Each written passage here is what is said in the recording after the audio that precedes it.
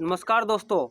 India China border पे तबाही मचा हुआ है और ये तबाही कौन सा रूप धारण कर सकता है किसी को नहीं पता, इसलिए वक्त है खुद को तैयार करने का। नो डाउट मिलिट्री लेवल पे, कमांडर लेवल पे लगातार बैठक चल रही है, लगातार टॉक चल रही है, पर इसका ग्राउंड जीरो पे 100% इम्प्लीमेंट होगा इसका कोई गारंटी नहीं है। इसलिए वक्त है खुद को तैयार करने का। No doubt, of course I agree, war is not going to be ultimate solution, but still we have to calculate our self.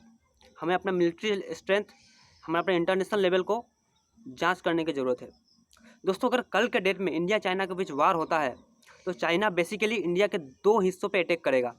Number one, western part के, वेस्टर्न एरिया के लद्दाख पे अटैक करेगा और ईस्टर्न एरिया के, नॉर्थ ईस्ट के अरुणाचल प्रदेश पे attack करेगा। वो मिडिल में जो उत्तराखंड का बॉर्डर टच करता है चाइना के साथ, वहाँ चाइना अटैक नहीं कर सकता क्योंकि वहाँ पे हाई एल्टीट्यूड का हमेशा इंडिया को एडवांटेज मिलेगा। तो ये थी ज्योग्राफिकल क्लासिफिकेशन। दोस्तों, अब बात करते हैं मिलिट्री स्ट्रेंथ के बारे में। दोनों कंट्री का मिलिट्री स्ट्रेंथ किस तरह है। दोस्तों, मिलिट्री स्ट्रेंथ की बात करें तो नंबर वन पे आती है रसिया, नंबर वन पे आती है यूएसए, नंबर टू पे रसिया, नंबर थ्री पे चाइना और नंबर फोर पे इंडिया। यानी कि रैंकिंग में कुछ ज़्यादा डिफरेंस नहीं है। अगर डिफेंस बजट की बात करें तो दोस्तों चाइना यहाँ पे अपने डिफेंस के लिए 237 बिलियन डॉलर खर्च करता है और इंडिया का जो डिफेंस बजट है वो ओनली 81 बिलियन डॉलर है, 61 बिलियन डॉलर है। दोस्तों, यहाँ डिफेंस बजट में काफ़ी पीछे है इंडिया चाइना के कंपैरिजन में। खैर, अब बात करते हैं एयरक्राफ्ट्स के बारे में। दोस्तों, इंडिया के पास सुखोई, तेजस और राफेल जैसे अत्याधुनिक एयरक्राफ्ट है जो 1 मिनट में 60,000 फीट का उड़ान भरने का क्षमता रखता है और दुश्मन के छाती पे सीधा वार करने का क्षमता रखता है।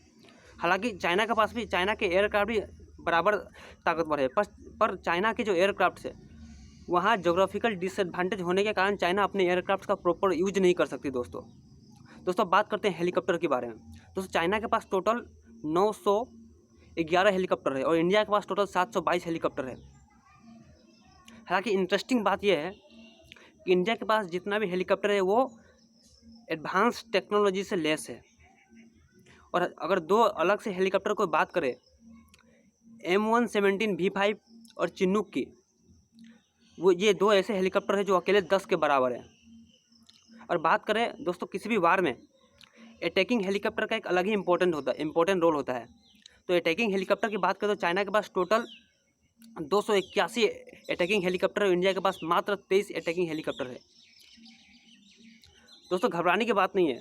इंडिया के पास जो 23 अटैकिंग हेलीकॉप्टर है वो एडवांस टेक्नोलॉजी से लेस है और चाइना के पास तो 200, नो डाउट चाइना के पास 281 अटैकिंग हेलीकॉप्टर है, बस उसमें से कुछ आउटडेटेड है।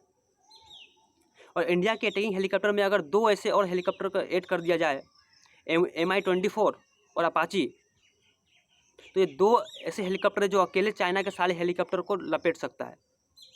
इसका कारण मैं ये इसलिए बोल रहा हूँ कि इसका कारण ये है कि हमारे पास मात्र 23 ही अटैकिंग हेलीकॉप्टर है, लेकिन वो 23 के 23 एक्सपीरियंस है।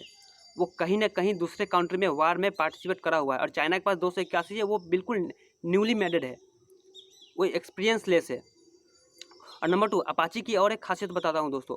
अपाची जो अटैकिंग हेलीकॉप्टर है वो 9 mm की गोली तक झेल सकता है और नीचे उड़ान भर सकता है, जो चाइना के रेडार से बाहर है।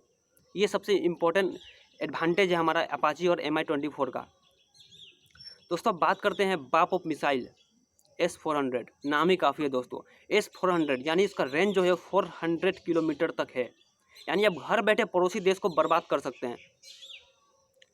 दोस्तों, S-400 का सबसे एडवांटेज मैं बता रहा हूँ, वो अपनी एक जगह से 36 अलग अलग एंगल में वार कर सकता है। और दोस्तों, उसके सामने अगर सपोज यहाँ पे S-400 खड़ा है और यहाँ से अगर कोई हेलीकॉप्टर या जेट फाइटर आ रहा है तो ये S-400 के ऊपर एक रडार लगा होता है। वो रडार इस हेलीकॉप्टर या जेट फाइटर को डिटेक्ट कर लेगा और हवा में ही जलाकर राख कर देगा दोस्तों। यानी कि आप S-400 के सामने कोई भी हेलीकॉप्टर या कोई भी जेट फाइटर को अप्लाई ही नहीं कर सकते, वो हवा में ही जलकर राख हो जाएगा दोस्तों। ये है एडवांटेज S-400 का। हालांकि चाइना के पास ऑलरेडी S-400 है, घबराने की बात नहीं है। इंडिया के अंदर भी बहुत जल्द S-400 आने वाला है दोस्तों। राजनाथ सिंह ऑलरेडी रशिया के दौरे पे है। S-400 बहुत ही जल्द आ जाएगा और एडवांस टेक्नोलॉजी, चाइना से भी एडवांस टेक्नोलॉजी से आएगा। चाइना के पास S-400 का बेसिकली 4 वर्जन होते हैं, उसमें चाइना के पास सेकेंड वर्जन है। उसमें चाइना के पास जो S-400 है उसका रेंज जो है वो 300 किलोमीटर का, और इंडिया को जो S-400 मिलेगी उसका रेंज टोटल 400 किलोमीटर मिलने वाली है दोस्तों। तो ये हो गई दोस्तों S-400 की एडवांटेज के बारे में। दोस्तों अब बात करते हैं, अगर कल के डेट में इंडिया चाइना के बीच वार होता है तो कौन सा देश किसके साथ खड़ा होगा, ये बहुत ही इंपॉर्टेंट फैक्टर है दोस्तों, और ये वार का आउटपुट डिसाइड कर सकती है। तो अगर पड़ोसी देश की बात करें तो चाइना से शुरुआत करें दोस्तों। अगर वार हुआ इंडिया चाइना के बीच तो नेपाल जो है वो इंडिया को तो बिल्कुल साथ नहीं देने वाली। हालांकि उसके पास, नेपाल के पास दो ऑप्शन है, या तो वो न्यूट्रल रहे, नंबर 1, नंबर 2 वो चाइना की तरफ जाए, लेकिन इंडिया को बिल्कुल साथ नहीं देने वाली। अब भूटान की बात करें दोस्तों, भूटान तो हमारा छोटा भाई है, वो हमेशा इंडिया के साथ ही रहेगा, था, है और रहेगा। और बांग्लादेश की बात करें दोस्तों, जब तक बांग्लादेश के अंदर शेख हसीना वहाँ की प्राइम मिनिस्टर रहेगी तब तक बांग्लादेश इंडिया के साथ ही रहेगा। और इंडिया चाइना के वार में बांग्लादेश का बहुत इंपॉर्टेंट रोल है भाई। वो रोल ये है कि अगर चाइना कल के डेट में नॉर्थ ईस्ट पे अटैक करता है तो बांग्लादेश एक ऐसा रास्ता है जहाँ से हम गन्स, वेपन्स और आर्मी का सप्लाई कर सकते हैं बहुत कम ही टाइम में। बांग्लादेश अकेला एक रास्ता है जिसके थ्रू अपने आर्म्स, अपने military power, strength, arms, explosive का इजीली ट्रांसपोर्ट कर सकते हैं, बहुत कम टाइम में बॉर्डर पे एम्प्लॉयड कर सकते हैं। इसलिए बांग्लादेश बहुत ही इंपॉर्टेंट फैक्टर है दोस्तों। अब बात करते हैं किंग मेकर रसिया के बारे में। दोस्तों रसिया का चाइना और इंडिया दोनों से बराबर के संबंध रहे हैं, अच्छे रिश्ते रहे हैं। इसलिए रसिया हमेशा चाहेगी कि वार हो, क्योंकि अगर वार होगा तो आर्म्स, वेपन, बम, बारूद, गोला, तोप, मिसाइल रसिया बेचेगी और पैसा कमाएगी, दैट्स इट। और अमेरिका की बात करें तो अमेरिका के बहुत ही अलग ही पर्सपेक्टिव है दोस्तों। वो 90% चांस है कि आज के डेट में अमेरिका इंडिया के साथ रहेगा, और 10% चांस है कि इंडिया चाइना को भी सपोर्ट कर सकती है। अमेरिका चाइना का सपोर्ट करने का बस 10% एक ही चांस है, ताकि China is a business country दोस्तों। और चाइना इंडिया को सपोर्ट करेगी, इसका 90% चांस इसलिए है कि कोरोना के बाद चाइना से जो कोरोना निकला है, उस कोरोना से सबसे ज़्यादा तकलीफ, सबसे ज़्यादा नुकसान अमेरिका को हुआ है। इसलिए मुझे नहीं लगता कि अमेरिका किसी भी हाल में चाइना को बख्शेगी। इसलिए चाइना हमेशा इंडिया को सपोर्ट करेगा। नंबर 2 रीज़न ये भी है कि एशिया के अंदर अमेरिका को पता है कि एशिया के अंदर इंडिया एक ऐसा देश है जो चाइना को टक्कर दे सकती है। इसलिए अमेरिका चाहेगा कि चाइना का जो सोया हुआ शेर है उसको जगाना, और इंडिया का सोता हुआ शेर को जगाना और चाइना को शांत करना। इसलिए मुझे लगता है अमेरिका हमेशा इंडिया को सपोर्ट करेगी दोस्तों। ये तो हो गई और इजराइल सबसे इम्पोर्टेंट फैक्टर दोस्तों। इजराइल